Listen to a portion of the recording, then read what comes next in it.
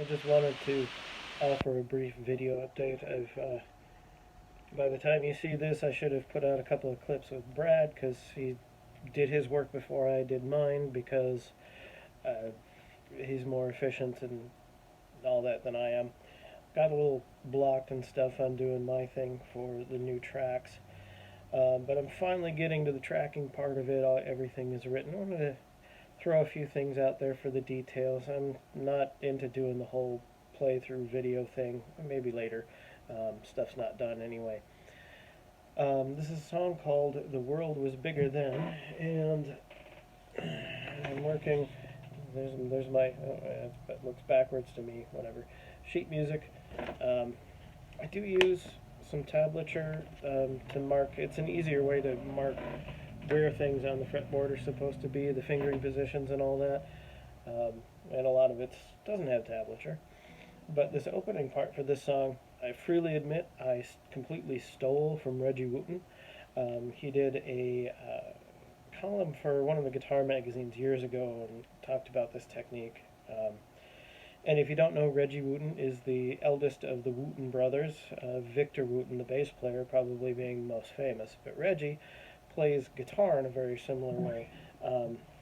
So it opens up with you hold a chord and then you tap multiple notes like that. So here's how the beginning of this one goes.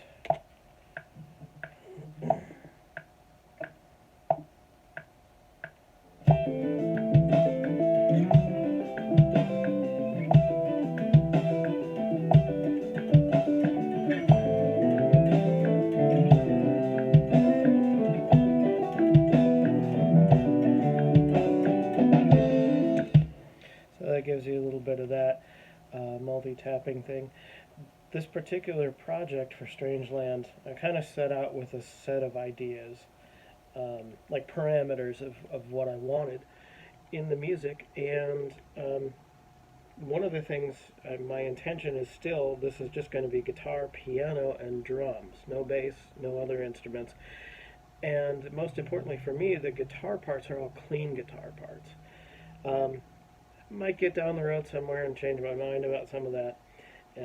But anyway, there's a lot of tapping. There's a lot of pulled some of my old classical techniques out of the closet to do some things. And I'm also all using 7-string for everything, so at least sometimes I'm trying to be the bass part.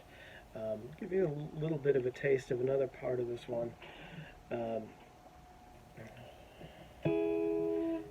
It's got a long fade out at the end and kind of goes like this. I can get into it a little bit.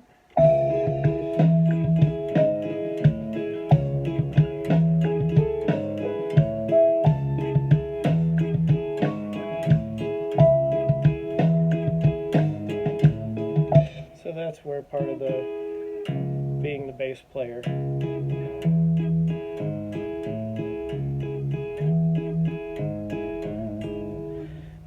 At the same time as the guitar player would come in for that. So there's a little taste of one of the new tunes that's on the way. Don't really know when it's going to get done because we don't have a label that has deadlines and we're not paying anybody, so I don't know. Sooner than later, I hope. But thanks for checking this out. Just another video update on the new music. Here is some pieces of a song called Homesick for a Place I've Never Been. This one's like the others. It's all clean guitar, bass, piano, and drums. Some of the tunes don't have all their piano parts written yet, so there's a few things missing. But this one has a tapped part that I've actually had in my head for probably 10 years. Just kind of a pattern that I came up with. I played around with it a lot. And it does function as the bass part in part of this. Here's one version of it.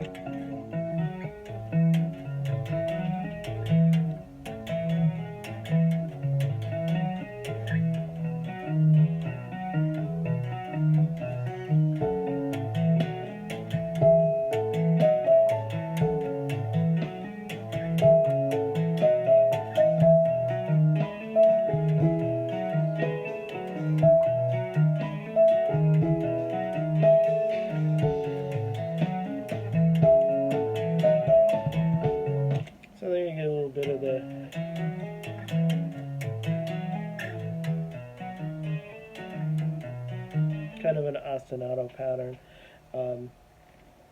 And if I can find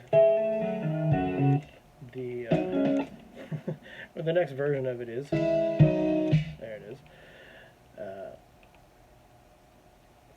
One way that I've tried to extend sections and things, build new parts of songs, as a sort of a songwriting technique, is to reuse some material and just alter it. Double time. In this case, it's like a double time. Sometimes in the past, like I've had students who said, "Well, I want to write a song and I just don't know what to put here, what comes next." You don't necessarily have to create something entirely out of whole cloth. You can, think about what you already did. Can you vary that somehow so that the material all feels a little bit more connected as you go too? But here's the double time version of that riff, if I remember the pattern correctly.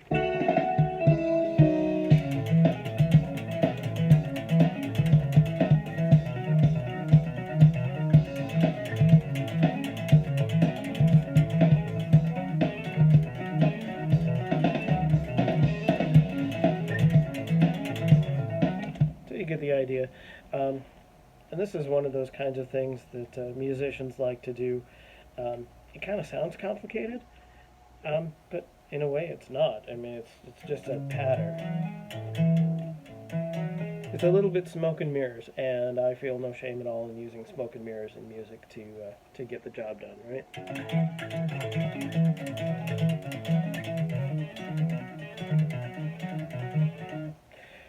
So there's a little chunk of the Homesick for a Place I've Never Been song. There's 4 tunes total. I guess sometime soon I will be digging into the rest of them. And hopefully we'll be getting the finished works out to you as soon as we can. Thanks.